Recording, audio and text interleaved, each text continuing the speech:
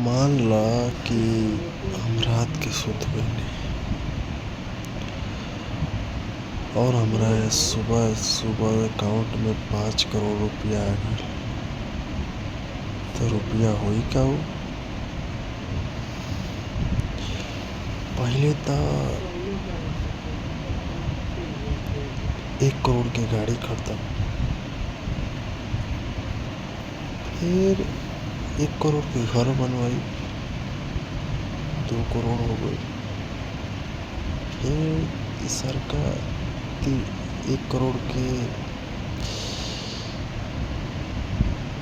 FD कर दे, ना 2 crore FD कर दे,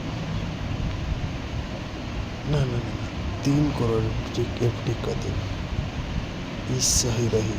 कसुधवा आई, ओकरा से गड़िया के पेट्रोलो भरा जाई, घरवा के खर्चवा चलती जाए, घूमियो फिर लिया जाए। हाँ, ये आइडिया सही रही। हाँ हाँ।